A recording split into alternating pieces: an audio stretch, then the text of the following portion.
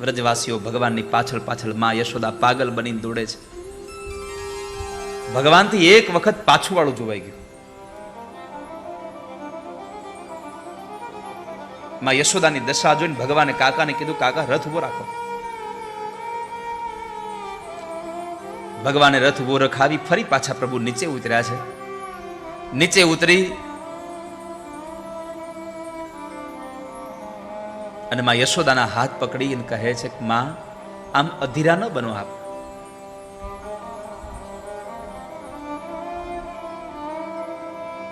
આમ અધીરા ન થાવ માં.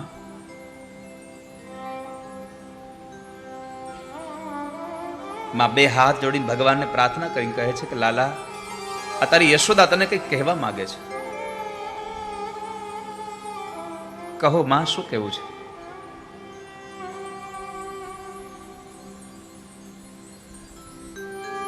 માં યશોદા કહે છે, લાલા, તને યાદ છે દીકરા, તું નાનો હતો ત્યારે તે ગોળી ફોડી હતી એકવાર? હા માં, મને યાદ છે. તો તને એ પણ યાદ હશે ને કે તારી આ કઠોર યશોદા એ તને ખાંડણી હારે બાંધી દીધો હતો? હા માં, એ તો બહુ યાદ છે. તે મને બાંધી દીધો હતો. તો તારી યશોદા તને એટલી જ પ્રાર્થના કરે છે કે લાલા, વૃંદાવનની બધી વાતો યાદ રાખીને તારે જેને કહેવું એને કહેજે, પણ મેં તને બાંધ્યો તો ને એ વાત દીકરા ભૂલી જાજે હો. એ કોઈને કહેતો નહીં તું ક્યારેય. આ વાતને લઈને ભગવાનની આંખો ભીની થઈને ભગવાન સજળ નહીં એટલું બોલ્યા કે માં, આ તારો કનૈયો જિંદગીની બધી વાતો ભૂલી શકશે, પણ તે બાંધ્યો તો ને એ વાત જિંદગીમાં ભૂલી નહીં શકું ક્યારેય. કેમ? આ સંસારમાં તારા કનૈયાને તારા સિવાય બાંધી કોણ શકે છે? કોણ બાંધી શકે મને? આ તો તારી ઈચ્છા હતી અને તારી ઈચ્છાને સંપન્ન કરવા હું તારા હાથે બંધાયો. બાકી દુનિયામાં મને કોણ બાંધી શકે?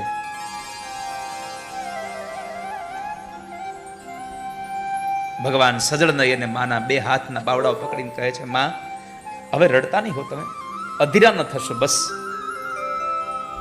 માં, આપણે પાછા મળીશું. પ્રભુ અહીંયા વચન દઈને ગયા છે, આપણે પાછા મળીશું. પણ ઠાકોરજી એવું ન કીધું કે આપણે ક્યાં મળીશું, ક્યારે મળીશું.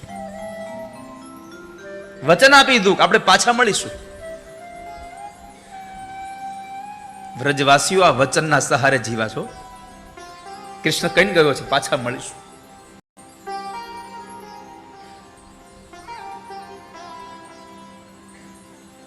ભગવાન ફરી પાછા રથમાં બેઠા છે અને કાકાના કાનમાં એટલું કીધું, કાકા, હવે રથને મારી મૂકો. જો હવે મારાથી જોવાઈ જશે તો વ્રજમાંથી હું બહાર નહીં નીકળી શકું. જવા દો તમે.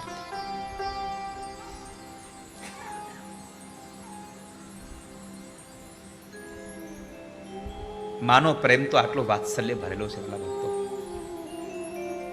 કે પરમાત્મા જેવા પરમાત્માનો પણ જો માર્ગ રોકી લેતો હોય માનો પ્રેમ, તો સંસારના કાળા માથાના માનવીની શું તાકાત છે?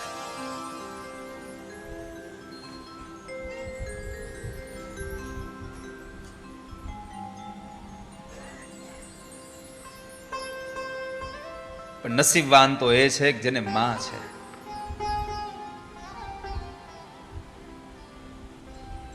ભગવાને કીધું, રથને જવા દો. હવે રથ ચાલ્યો. આપણે તો શું કરીએ? મહેમાન જાતા હોય તો દરવાજા સુધી મૂકવા જઈએ.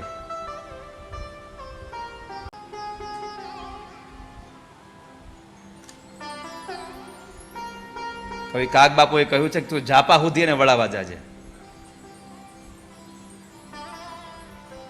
પણ પ્રેમની પરિભાષા જોવી હોય તો અહીંયા ગોપીઓ, માં યશોદા. આપણે ઘરે આવેલા મહેમાન ગાડીમાં બેસી જાય, એ દરવાજો બંધ ન કરે એની પેલા આપણે ઘરમાં વહી ગયા હોય. અહીંયા માં યશોદા અને ગોપીઓ, ભગવાન રથમાં બેઠા, રથ દેખાતો બંધ થયો, રથની ઉપરની ધજા દેખાતી ખાલી, તોય હજી ઉભા છે. એક જ આશા હતી, કૃષ્ણ પાછા આવશે. હવે તો રથની ધજા પણ દેખાતી બંધ થઈ, તોય ઉભા છે. કોના સહારે? તો કહે છે કે રથ ચાલ્યો ને એના પૈડાઓથી જે ઉડેલી જે રજની ડમરીઓ છે ને ધૂળની, એ ધૂળની ડમરીઓના સહારે ઉભા છે કે કૃષ્ણ આવશે હજી એક વાર. પછી ગોપીઓ માં યશોદાને લઈને જાય છે કે માં, હવે લાલો નહીં આવે.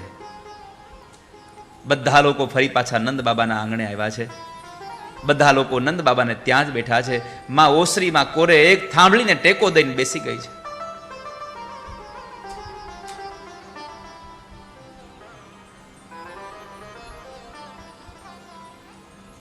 ઓસરીના કોરે બેઠેલી માં રડે છે.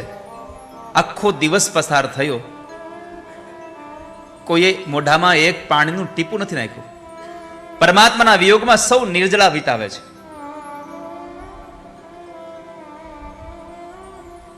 આપણે ત્યાં નવધા ભક્તિ છે, પણ વૈષ્ણવોને સૌથી કોઈ વધારે ભક્તિ ગમતી હોય તો વિરહ ભક્તિ થઈ. વિરહમાં ભગવાન બહુ જલ્દી યાદ આવે છે, વિરહમાં ભગવાન વધારે યાદ આવે છે, એટલે વૈષ્ણવોને વિરહ ભક્તિ બહુ વાલી છે.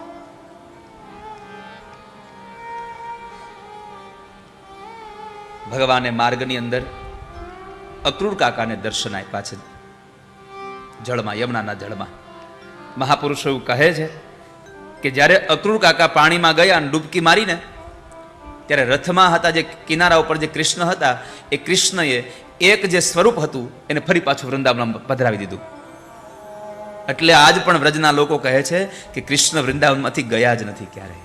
આજ પણ હજી નિત્ય ભગવાન ત્યાં વિહાર કરે છે, નિત્ય લીલાઓ કરે છે પ્રભુ ત્યાં આગળ.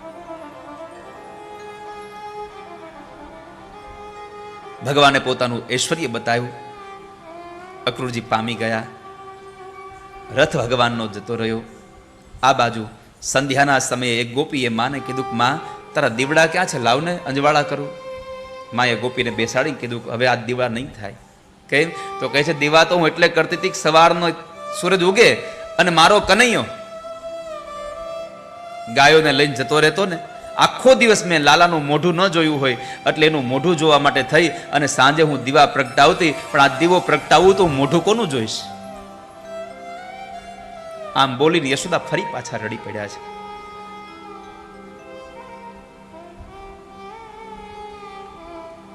ભગવાન મથુરામાં પહોંચ્યા છે. પરમાત્માએ મથુરામાં આવી બગીચામાં ઉતારો દીધો અક્રૂરજી મહારાજે. અક્રૂર જ્યારે કંસ પાસે ગયા એટલે કંસે અક્રૂરને પ્રશ્ન કર્યો, મારું કામ કરી આવ્યા? હા મહારાજ. ક્યાં છે બે ભાઈઓ? એને બગીચામાં ઉતારો આપ્યો છે. બગીચામાં ઉતારો આપ્યો શબ્દ સાંભળ્યા એટલે કંસ બોલ્યો છે કે એને બગીચામાં ઉતારો દેવાય? એને ખબર પડી જશે કે અહીંયા આવું ષડયંત્ર છે તો વયા જશે.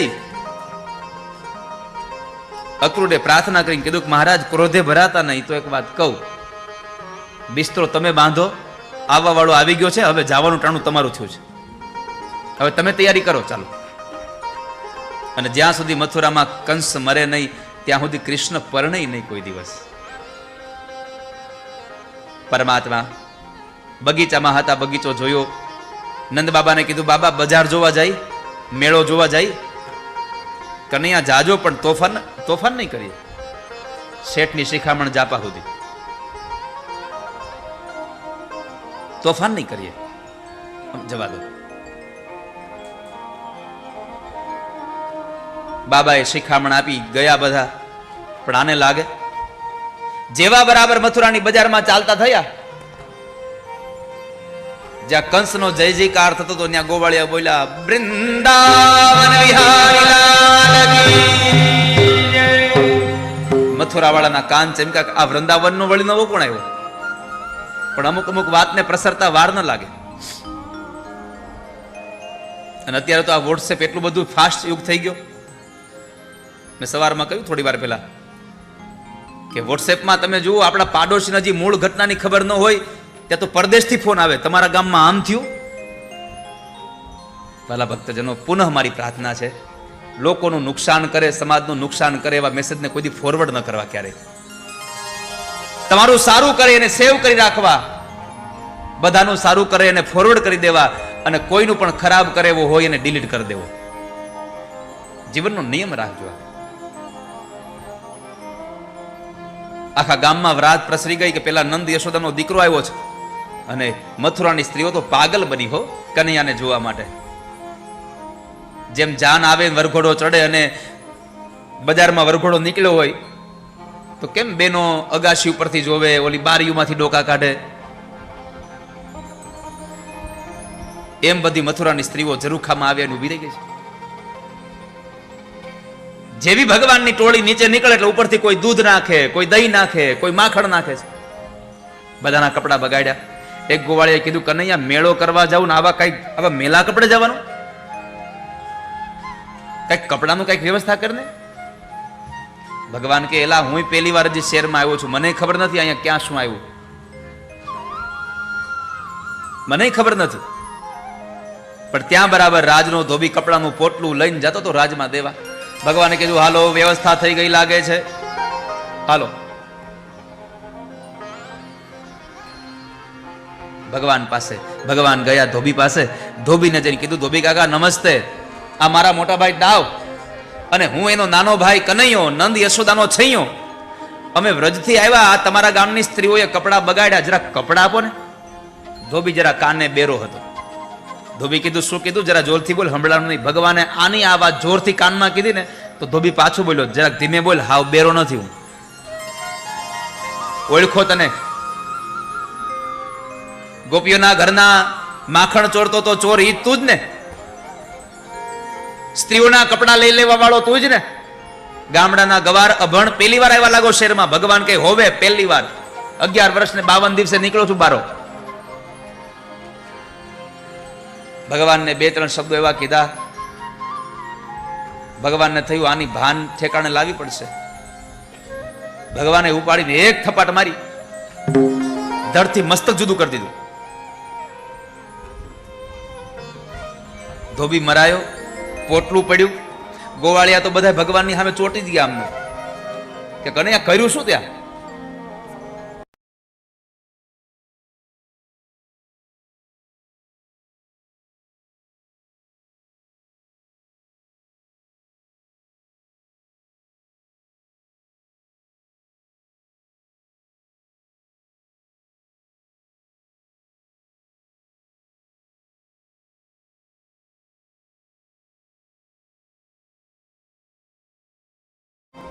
પણ ભગવાને કીધું હાલો એની વ્યવસ્થા દુકાન છે જોરી.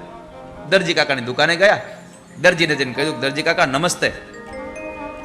આખી ઓળખાણ આપીને કીધું, આ કપડા માપના કરી દેવો, લાવો લાવો લાવો, તમને ના પડાય. હમણાં ધોબીએ ના પડી, હાવ ગયો. આ દુનિયામાં ચમત્કાર વગર નમસ્કાર કોઈ કરતું જ નથી. દરજી કાકાએ બધાના કપડા માપના કરી દીધા. અને પછી ભગવાને પૂછ્યું, આ કથા આપણા બધા માટે બહુ સરસ ઉપદેશ વાળો થયો. પરમાત્માએ સૌને અહીંયા જરા ઈશારો કર્યો છે.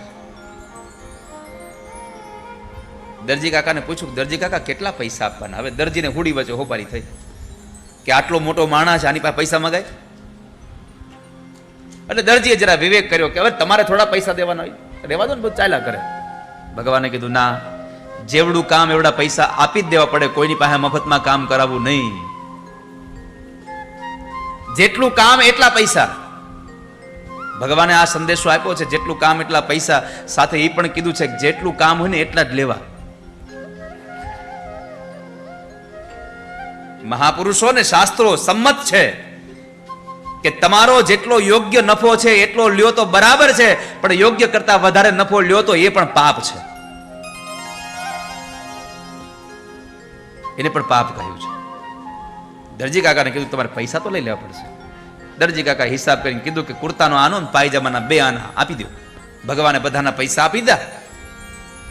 પછી દરજીને 2 આશીર્વાદ આપ્યા. દરજી કાકા, આ પૈસા અને હારે 2 આશીર્વાદ એ આપવા છે કે અત્યારે આ સિલાઈ ભલે સસ્તી છે, પણ 2024ની સાલ આવશે ત્યાં કાપડ કરતા સિલાઈ મોંઘી થાય. જાઓ, કાપડ કરતા સિલાઈ મોંઘી. અને બીજો આશીર્વાદ એ આપ્યો કે દરજી કાકા જીવો ત્યાં સુધી સીવો. આ 2 આશીર્વાદ ભગવાને આપ્યા છે. યુવાન દરજી કાપડમાંથી પેન્ટ બનાવે અને વૃદ્ધ દરજી પેન્ટમાંથી પછી થેલિયું બનાવે.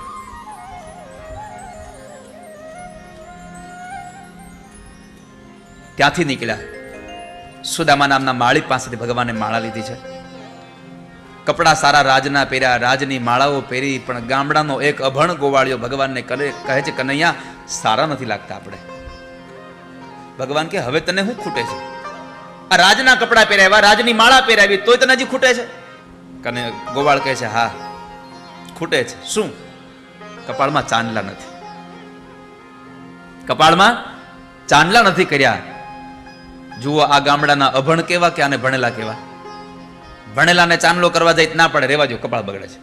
અને ગામડાનો એમ કહે છે કે આટલા સારા કપડાં પહેર્યા, ચાંદલો નથી, ખરાબ લાગે છે.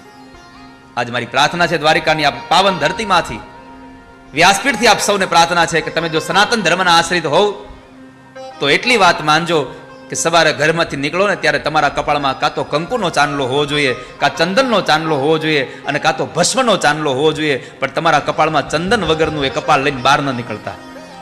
સનાતન ધર્મના હિન્દુઓ જો તમામ હિન્દુઓ એક વખત નિર્ણય કરી લે કે અમારા કપાળમાં ચાંદલો કર્યા વગર બહાર નહીં નીકળીએ તો વિધર્મની તાકાત નથી કે તમારી સામે નજર કરી શકે.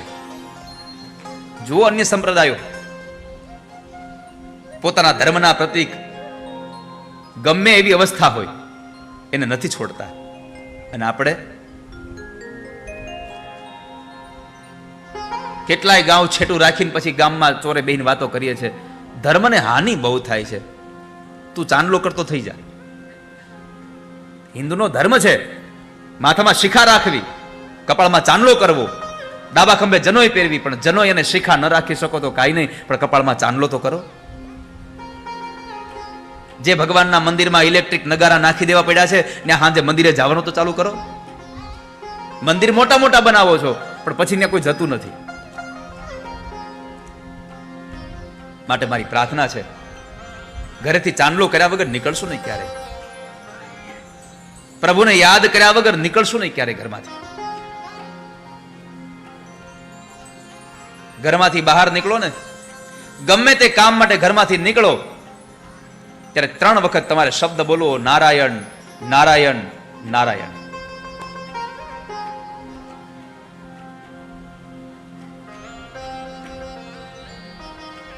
ગીતા પ્રેસ ગોરખપુરની જે કરોડરજ્જુ કહેવાય એવા જયદયાલ ગોયનકાજી અને હનુમંત પ્રસાદ પોદારજી કે જેને ગીતા પ્રેસ ગોરખપુરમાં અસંખ્ય ગ્રંથોની ભેટ આપી છે. અસંખ્ય ગ્રંથો, અસંખ્ય એવું તત્વ જ્ઞાન આપ્યું છે. એમાં જયદયાલ ગોયનકાજીએ એવું કીધું હતું કે મારી આ પ્રસિદ્ધિ, મારી આ સિદ્ધિનું એકમાત્ર કારણ છે મારી માનો ઉપદેશ. હનુમંત પ્રસાદ પોદારે પૂછ્યું શું ઉપદેશ આપ્યો માએ? તો કહે છે કે મારી માએ મને કીધું કે ગમે તે કાર્ય કરવાનું શરૂ કરો ને, ચાલવાનું શરૂ કરો. ઘરેથી તમે ઓફિસ જતા હો તો પણ ભલે, જમવા બેસો તો પણ ભલે, સુવા પડો તો પણ ભલે, ઉઠો તો પણ ભલે, જ્યારે પણ તમારી કોઈ ક્રિયા શરૂ થાય ત્યારે 3 વખત નારાયણ નારાયણ નારાયણ બોલવું તમારે. ગાડીમાં બેસો છો તો 3 વખત નારાયણ બોલીને ગાડીને સ્ટાર્ટ કરો.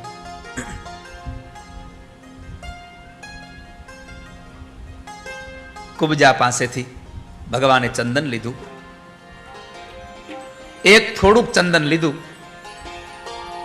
ચંદનના 2 ફાયદા છે.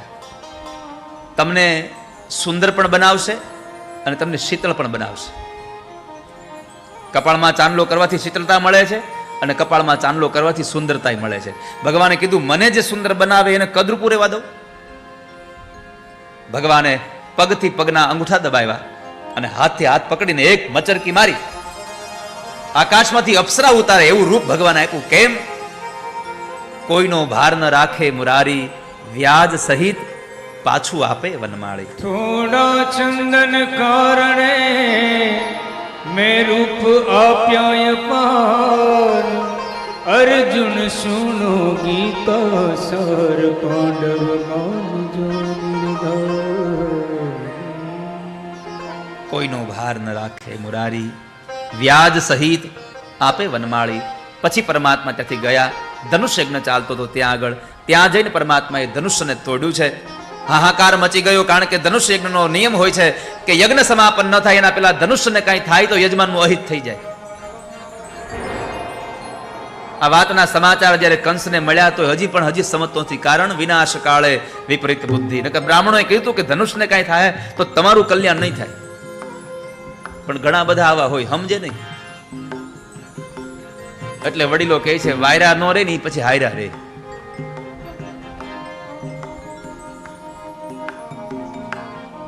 અંતે પરમાત્માએ ધનુષ તોડીને અનેક એવા સૈનિકોના હાથ પગ તોડ્યા.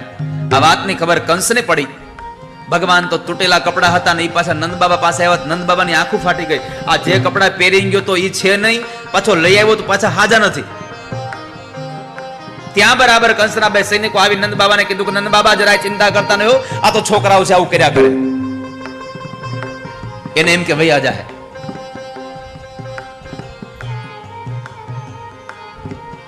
પરમાત્મા નંદ બાબા પાસે હતા. એવા સમયે ફરી પાછા એક સમાચાર આવ્યા. કંસે મલ કુસ્તીનું આયોજન કર્યું છે, આમંત્રિત કર્યા છે. કોલિયા પીડે હાથીને મદિરા પાન કરાવીને મદોન્મત બનાવ્યો છે. એનો મહાવત તૈયાર છે. ચાણુર ને મુષ્ટિક નામના મલો શરીરમાં તેલ ચોપડીને તૈયાર થઈ ગયા છે. એક સુંદર મજાનું મંચ, સિંહાસન, ઢોલ નગારા શરણાઈઓ વાગી રહ્યા છે, શંખ ફૂંકાઈ રહ્યા છે, ઝાલરોનો ઝણકાર થઈ રહ્યો છે. મથુરાના લોકો દોરડાની ચારે બાજુ ગોઠવાઈ ગયા છે.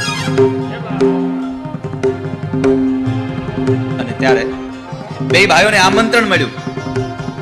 બે ભાઈઓ અંદર આવ્યા છે.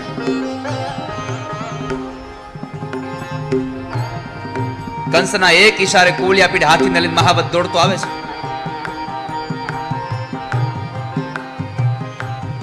ભગવાને કીધું દાવ દાદા તૈયાર હો, સ્વાગત અનેરું છે, અહીંયા નોખું છે. બે ભાઈઓએ થઈ અને મહાકાય હાથીને એક ધક્કો દીધો. 10 ડગલા હાથી પાછો વયો ગયો. મથુરાના લોકો વિચાર કરે છે, આ શું? આટલી બધી તાકાત? આ નાના બાળકો આવું કરી શકે?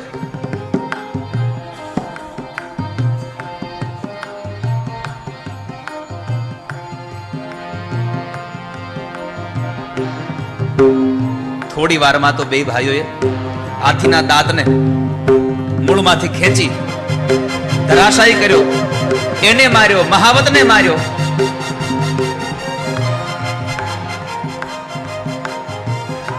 અને વૃંદાવન વાળા ગોવાળિયાઓ બોલ્યા, વૃંદાવન વિહારી લાલ કી. જેટલા ગોકુળ વાળા હતા એ બધા બોલ્યા છે. મથુરા વાળા હજી મૂંગા બેઠા છે. કેટલા ગોકુળ વાળા છો? કનૈયાના ટીમમાં કેટલા છો? બસ આટલા જ? બાકીના કંસ ભેગા છો બધા? જેટલા કનૈયા હારે છો હાથ ઊંચું કરો. જોઈ લો તલાલા, કનૈયાની હારે રહેવો એમાં કલ્યાણ છે.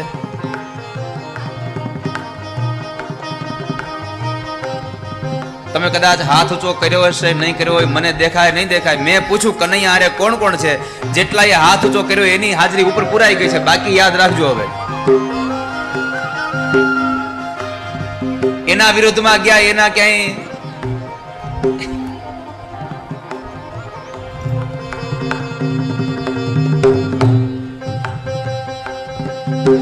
હજી ભગવાન પોતાના અંગ ઉપર રહેલી પેલી ધૂળને આમ ખંખેરે, ત્યાં કંસે ચાણુર ને મુષ્ટિક ને મોકલ્યા છે. અધ્યાત્મ જગતમાં ચાણુર અને મુષ્ટિક કામ અને ક્રોધ છે. કામને ભગવાન કૃષ્ણ મારે છે અને ક્રોધને આત્મવિદ્યાનું પ્રતીક દાવદાદા મારે છે. પણ આમ જુઓ તો 6 ફૂટની હાઈટ વાળા હો, અને આ બે તો હજી નાના નાના. ભગવાન તો આમ જોવે.